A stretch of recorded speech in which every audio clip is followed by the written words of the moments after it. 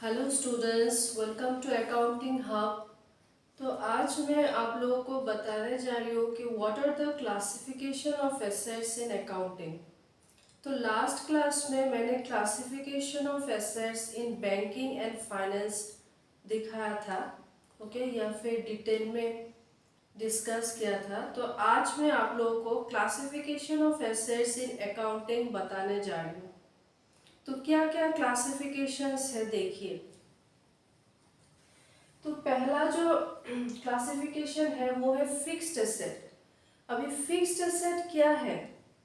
Non current asset. Fixed asset मतलब non current asset, okay. फिर वो लॉन्ग टर्म एसेट है। Fixed assets are long term assets, not meant for resale. वो resale होने के लिए नहीं बनाया जाता है, नहीं रखा जाता है, उसको बेचा नहीं जाता है फिर से, ठीक है। तो एग्जाम्पल है लैंड है, बिल्डिंग है, मशीनरी है, फर्नीचर है, व्हीकल्स है, पैटेंट्स है, ठीक है। तो यही है फिक्स्ड एसेट्स का ओके मीनिंग।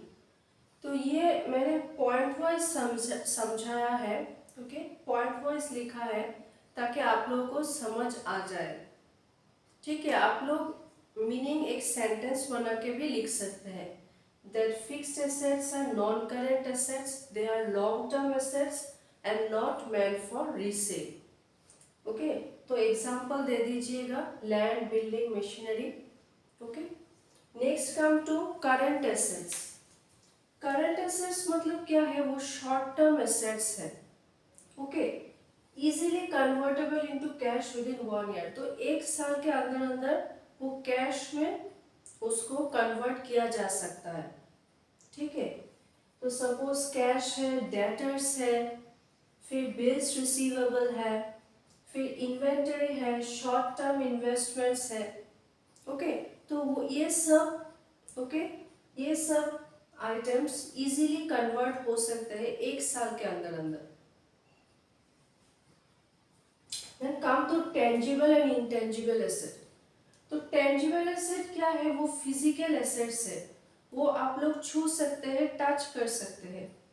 मान लीजिए लैंड, मशीनरी, वो छू सकता है, ओके, कोई उसको छू सकता है और टच भी कर सकता है। फिर इंटेंजिबल एसेट है नॉन फिजिकल एसेट्स, कोई उसको छू नहीं सकता है, टच नहीं कर सकता है, like goodwill, trademark, okay. Goodwill कोई भी छू नहीं सकता है, वो कंपनी का रेपुटेशन है, ओके। तो ट्रेडमार्क भी वैसे ही है, कोई भी उसको छू नहीं सकता है, तो वो इंटेंजिबल एसेट है। नेक्स्ट है operating asset, non operating asset. तो ऑपरेटिंग एसेट क्या है? जो रोज के काम में लगता है, बिजनेस के रोज के काम में लगता है, used in day to day business operations to generate revenue. किस लिए लगता है?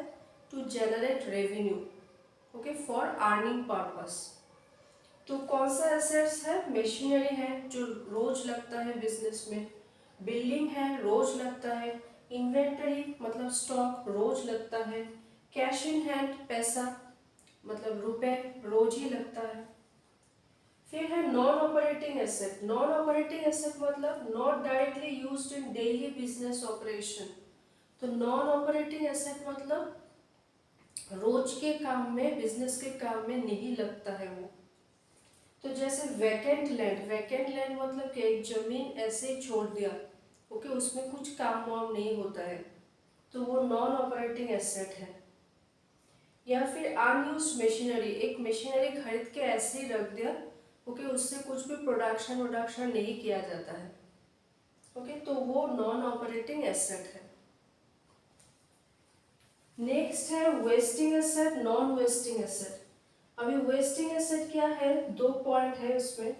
Value decreases over time due to usage, depletion और पैसेज ऑफ टाइम। तो वेस्टिंग एसेट मतलब क्या? वो वेस्ट होता रहता है, उसका वैल्यू कमती होता रहता है, okay. Due to what? Due to usage, regular use होने पर, ओके। डिप्लीशन, उसका वैल्यू कम होता रहता है रेगुलर यूज होने पर, ओके।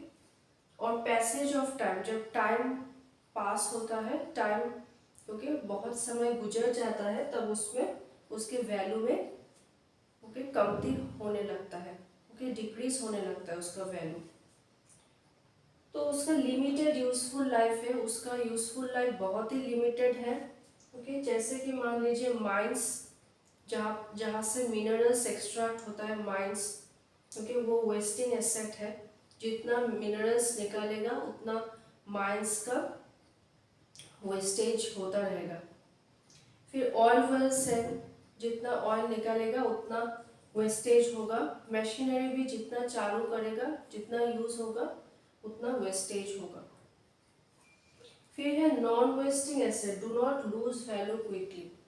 तो नॉन वेस्टिंग एसेट मतलब क्या है, उसका ओके उसका दाम में कुछ भी रिडक्शन नहीं होता है, ठीक है, वो उसका वैल्यू कम नहीं होता है, value increases over time. Okay तो वैल्यू ओके समय के साथ साथ बढ़ता रहता है, ओके कम नहीं होता है, वैल्यू वैल्यू बढ़ता रहता है।